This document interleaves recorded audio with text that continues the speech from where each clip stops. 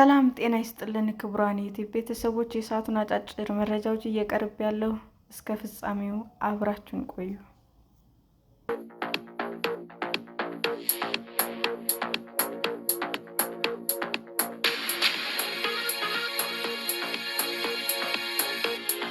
የካሜሩን ፕሬዝዳንት በ43 ዓመታት የስልጣን ዘመናቸው ለመጀመሪያ ጊዜ ምክትል ፕሬዝዳንት ሊሾሙ ነው።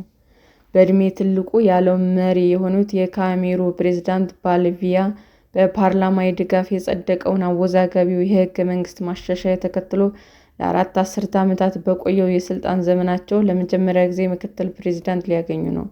የ93 ዓመቱ ቢን አንድ ነገር ቢሆኑም ምክትል ፕሬዝዳንቱ ምርጫ ከማካሄዱ በፊት መንበሩን ተረክበው የስልጣን ዘመኑን ያጠናቅቃሉ። የምክትል ፕሬዝዳንቱ ቦታ የተሰረዘውም በአውሮፓውያኑ በ1972 የነበረ ከዚህ ቀደም የሴኔት መሪው አዲስ ምርጫ እስኪከናወን ድረስ ፕሬዝዳንት ሆነው እንዲሰሩ ይጠበቅባቸው ነበር። ተቃዋሚዎቹ ማሻሻያዎቹ በችኮላ የተዘጋጁና ስልጣንን ለማጠናከር የታለሙ መሆናቸው ተናግረዋል። አንድ የፒያ ፓርቲ ሴናተር ጨምሮ ሂደቱን አጠራጣሪ ሲሉ ገልጸውታል። የቪያና የጤና ሁኔታ በተመለከተ ተደጋጋሚ ግምቶች ሲነገሩ ቢቆዩም በግልጽ ውይይት አልተደረገባቸውም። ፕሬዝዳንቱ በተደጋጋሚ ለረጅም ጊዜ ከሕዝብ እይታ ጠፍተው ከቆዩ በኋላ ብቅ በማለት ስለ ሞታቸው የሚዘዋወሩ ወሬዎች ያጣጥላሉ። ቅዳሜ ዕለት የሁለቱ የፓርላማ ምክር ቤቶች ባደረጉት የጋራ ስብሰባ የሕገ መንግሥቱ ለውጥ የሚያረጋግጠው ሕግ ጸድቋል። በ200 የሕግ አውጪዎች ድጋፍ፣ በ18 ተቃውሞ እና በ4 ድምፅ ተዓቅቦ ያለፈው ሕግ ለመጽደቅ የፕሬዝዳንቱን ፊርማ ይጠብቃል።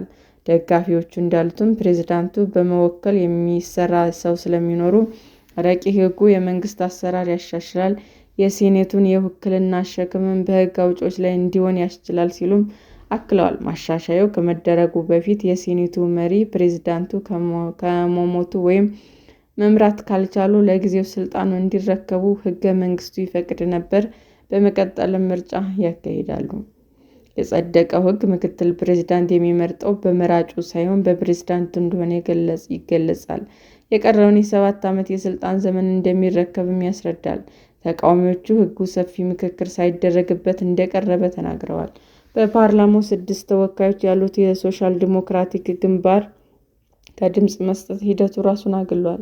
ምክትል ፕሬዝዳንቱ በቀጥታ ከመሾም ይልቅ ከፕሬዝዳንቱ ጋር በጋራ እንዲመረጡ ማሻሻያ እንዲያደርግ ግፊት አድርጓል። ፓርቲው በእንግሊዝኛና በፈረንሳይኛ ተናጋሪ ክልሎች መካከል ያለውን የቋንቋ ልዩነት የሚያንጸባርቅ ሕገ መንግሥታዊ ድንጋጌም ጠይቋል። ኤስዲኤፍ በ1972 በፊት እንደነበረ የሀገሪቱ ሁለቱን ከፍተኛ ስልጣናት የካሜሩን ሁለት ማህበረሰቦች እንዲጋሩት ፈልጎ ነበር። ይህ ሕገ መንግሥታዊ ማሻሻያ የፖለቲካ ለውጥ ጊዜ ሊሆን ይችል ነበር፣ ነገር ግን ያመለጠ ታሪካዊ ዕድል ነው ሲሉም ሊቀመንበር ጆሹዋን ኦሲክ ተናግረዋል። የካሜሩን የዩሪኔሳንስ ሙቭመንት መሪ የሆኑት ሞሪስ ካምቶ በበኩላቸው ማሻሻያው በገዢው ፓርቲ የተካሄደ ሕገ መንግሥታዊና ተቃዋሚ መፈንቅለ መንግስት እንደሆነ ገልጸዋል። ፓርቲው ባወጣው መግለጫ ፕሬዝዳንቱ የሪፐብሊካን ንጉሣዊ አገዛዝ እየፈለጉ እንደሆነም ተከራክሯል። እንደ አውሮፓውያን አቆጣጠር በ1961 እስከ 1972 ካሜሩን የሀገሪቱን የፈረንሳይኛ እና እንግሊዝኛ ተናጋሪ ክልሎች ራስን በራስ የማስተዳደር መብት የሚያከብር የፌዴራል ስርዓት ትከተል ነበር። በወቅቱ የምክትል ፕሬዝዳንት ስልጣን በ1972 የተደረገውን ሕዝበ ውሳኔ ተከትሎ ሀገሪቱ ወደ አህዳዊ መንግስት ካዛወረ በኋላ ኃላፊነቱን ተሽሯል። ሰላም ጤና ይስጥልን ውድ የዩቲዩብ ቤተሰቦች እንዴት ናችሁ?